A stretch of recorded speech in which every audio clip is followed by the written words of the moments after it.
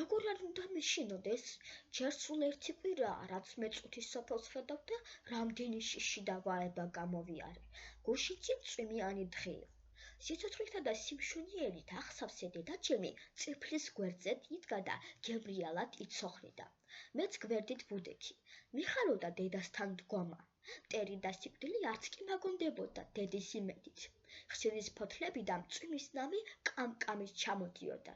მე თავს ვუშვერდი, რათა სასიამოვნო წვეთებს გავეგრილებინე. არ გიამაშვილო? მკითხავდა დედა. მე თავს ვუხვნევდი და ვხტოდი.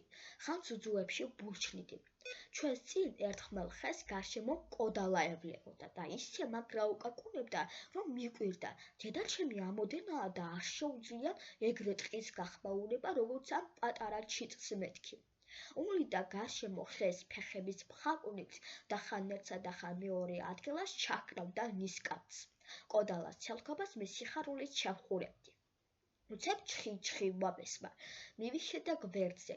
თავზე ერთი ჩხიკვი გვევლებოდა. თავი მომაფარეო, მითხრა დედაჩემმა, თორემ ჩხიკვი თვალებს დაგთხრისო. მე თავი მოვაფარე. დედაჩემი თავით იგერიებდა ამ საძაგლს.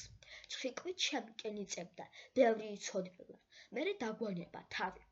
თან უკატუნებული წიფლის ტოტზე ჩესკუბდა და მოჰყვა კნავილს.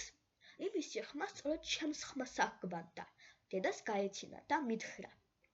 დიდი ეშმაკი რამია, შვილო, ერთ ჩხიკვი, გავუფრთხილდი.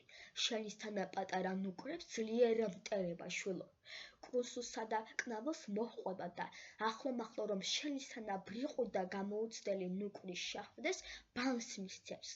გადაეძრახნება, მაგასაც ის უნდა, მიახტება და თვალებს გამოსჩიჩქრის. მე ტანში ზვანტელმა განიარა.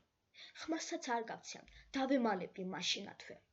ჰო, ეგრე, შვილო, მანამ დედა ცოცხალი ყავს, ნუ შეგეშინება. როცა მე აღარ გეყოლები, სიფრთხილე გმართებს. ჯერ კიდევ რამდენი გამოცდილება მაკლია, მე საცოდავსა.